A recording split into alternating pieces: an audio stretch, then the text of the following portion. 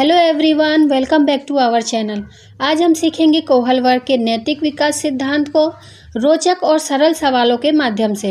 यह सिद्धांत बताता है कि बच्चे समय के साथ सही और गलत को कैसे समझते हैं।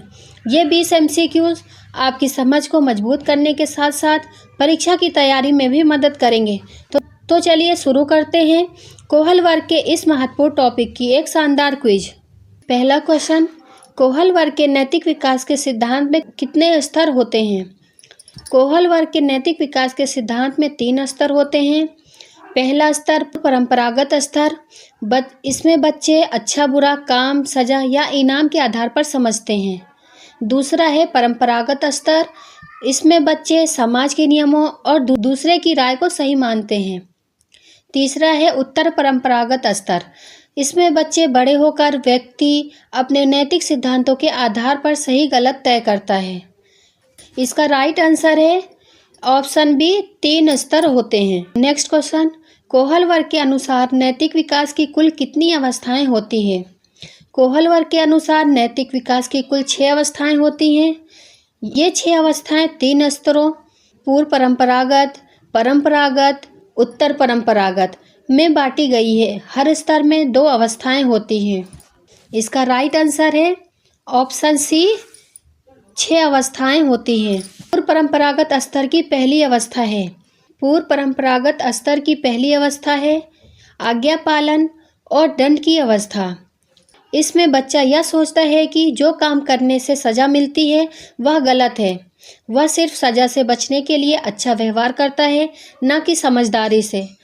इसका राइट आंसर है ऑप्शन ए, सजा और आज्ञाकारिता।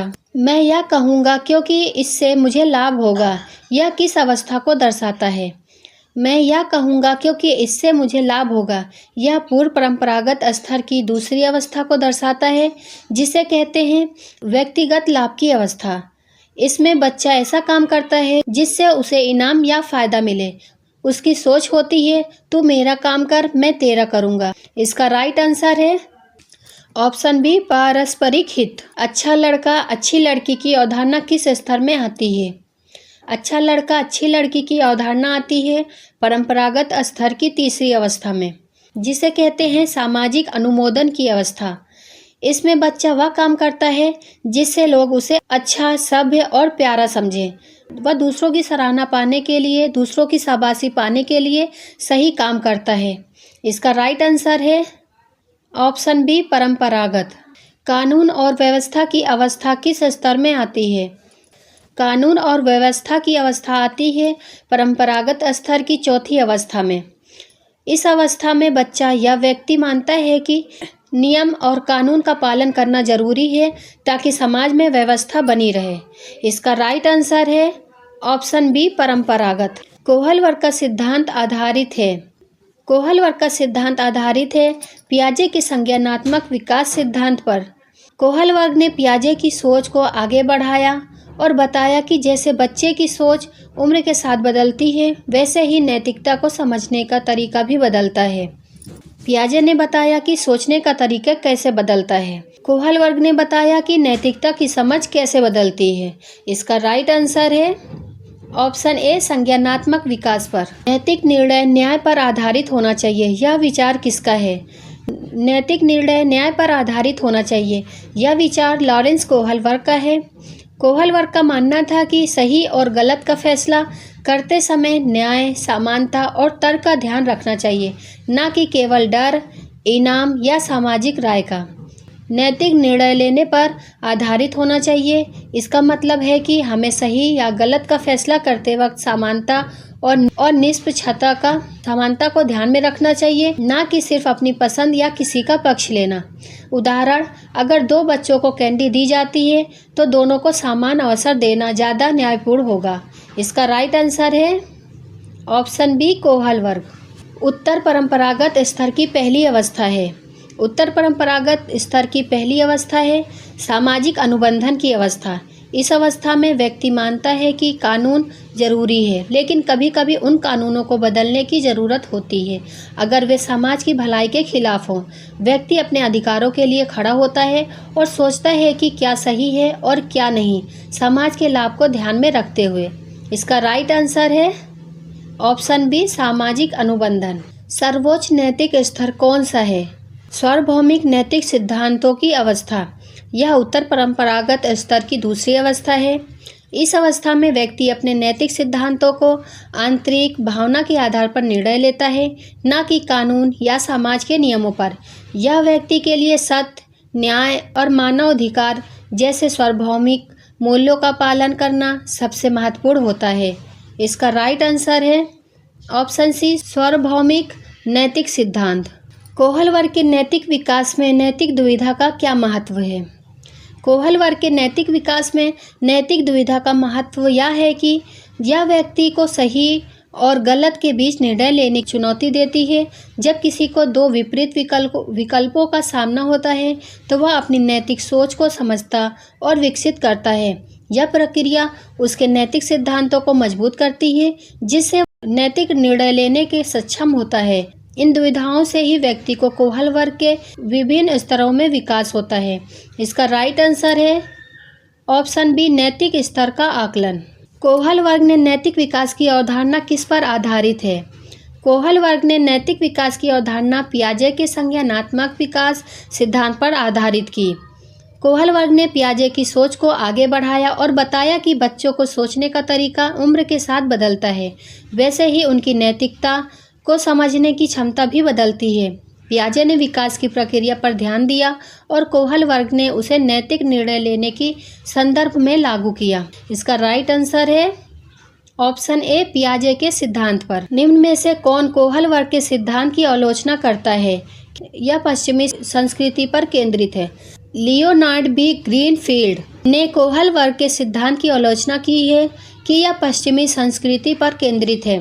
ग्रीनफील्ड का मानना था कि कोहल वर्ग का सिद्धांत सिर्फ पश्चिमी समाज के मानकों और मूल्यों पर आधारित है और यह अन्य संस्कृतियों के नैतिक दृष्टिकोण को पूरी तरह से समझ नहीं पाता। इसका राइट आंसर है ऑप्शन ए गिलिगन। नैतिक विकास का परंपरागत स्तर मुख्यतः किस पर आधारित है? नैतिक विकास का परंपरागत स्तर मुख्यतः समाज के नियमों, मानकों और स्वीकृत मूल्यों पर आधारित होता है। इस स्तर पर व्यक्ति समाज के कानून और नैतिक अपेक्षाओं को सही मानता है। वह समाज में स्वीकृत व्यवहार और परंपराओं का पालन करता है ताकि उसे दूसरों द्वारा अच्छा समझा जाए और समाज में व्यवस्था बनी रहे। इसका राइट आंसर है ऑप्शन बी समाज की अपेक्षाएं। कोहल वर्ग के अनुसार नैतिकता की सर्वोच्च अवस्था में व्यक्ति अपने व्यक्तिगत नैतिक सिद्धांतों और आंतरिक विश्वासों के आधार पर निर्णय लेते हैं। इस अवस्था में व्यक्ति समानता, न्याय और मानवाधिकार जैसे सार्वभौमिक मूल्यों का महत्व देता है। अपने निर्णयों में समाज के नियमों या कानूनों से ऊपर अपने नैतिक सिद्धांतों को प्राथमिकता देता है। इसका राइट आंसर है ऑप्शन बी स्वयं के सिद्धांतों पर चलता है। कोहल वर्ग के अनुसार अधिकार और कर्तव्य के सिद्धांत किस अवस्था में आता है? उत्तर परंपरागत स्तर की पहली अवस्था में, जिसे सामाजिक अनुबंधन और व्यक्तिगत अधिकार की अवस्था कहा जाता है। इस अवस्था में व्यक्ति यह मानता है कि कानून और नियम समाज की भलाई के लिए होते हैं, लेकिन कभी कभी व्यक्तिगत अधिकार और न्याय को प्राथमिकता दी जानी चाहिए, और अगर कोई कानून दूसरों के अधिकारों का उल्लंघन करता है तो उसे बदलने की जरूरत हो सकती है। इसका राइट आंसर है ऑप्शन सी चतुर्थ। कोहल वर्ग के सिद्धांत में न्याय, समानता और स्वतंत्रता को किस स्तर पर सर्वोच्च माना जाता है? कोहल वर्ग के सिद्धांतों में न्याय, समानता और स्वतंत्रता को उत्तर परंपरागत स्तर की दूसरी अवस्था में सर्वोच्च माना गया है, जिसे सार्वभौमिक नैतिक सिद्धांतों की अवस्था कहा जाता है। इस अवस्था में व्यक्ति अपने व्यक्तिगत सिद्धांतों जैसे न्याय, समानता और स्वतंत्रता के आधार पर निर्णय लेता है और इन मूल्यों को सर्वोच्च मानता है, चाहे वह कानूनों या समाज के नियमों से अलग क्यों न हो। इसका राइट आंसर है ऑप्शन सी उत्तर परंपरागत। नैतिक विकास के दौरान नियमों को तोड़ा भी जा सकता है, यह विचार किस अवस्था में आता है? नैतिक विकास के दौरान नियमों को तोड़ा भी जा सकता है, यह विचार कोहल वर्ग के उत्तर परंपरागत स्तर की पहली अवस्था है, जिसे सामाजिक अनुबंधन और व्यक्तिगत अधिकार की अवस्था कहा जाता है। इस अवस्था में व्यक्ति मानता है कि कानून समाज की भलाई के लिए होते हैं, लेकिन कभी कभी अगर कानून न्याय या व्यक्तिगत अधिकारों के खिलाफ हो तो उसे बदलने या तोड़ने की ज़रूरत हो सकती है। इसका राइट आंसर है ऑप्शन ए, सामाजिक अनुबंधन। कोहल वर्ग का नैतिक विकास सिद्धांत किस प्रकार का होता है? कोहल वर्ग का नैतिक विकास सिद्धांत संज्ञानात्मक प्रकार का होता है। कोहल वर्ग का सिद्धांत यह बताता है कि नैतिक सोच और निर्णय लेने की क्षमता का विकास सोचने के तरीके और समझने की क्षमता के आधार पर होता है, जो समय के साथ साथ बदलते हैं। इस सिद्धांतों के अनुसार व्यक्ति नैतिकता को समझने में बड़े होते हुए विभिन्न स्तरों और अवस्थाओं से गुजरता है। इसका राइट आंसर है ऑप्शन बी, गुणात्मक। कोहल वर्ग के सिद्धांत की मुख्य आलोचना क्या है? कोहल वर्ग के सिद्धांत मुख्य रूप से पश्चिमी समाज के नियमों और विचारों पर आधारित है और यह अन्य संस्कृतियों या महिलाओं के नैतिक दृष्टिकोण को सही ढंग से समझ नहीं पाता। कैरन होर्नी और कैरोली ग्लीगन जैसी आलोचक ने यह भी कहा है कि महिलाओं की नैतिक सोच से संबंधों और देखभाल पर अधिक ध्यान केंद्रित होता है, जबकि कोहल वर्ग का मॉडल न्याय और समानता को प्रमुख मानता है। इसका राइट आंसर है ऑप्शन सी, सांस्कृतिक पूर्वाग्रह। सारे क्वेश्चंस यहीं पर कंप्लीट हो गए हैं।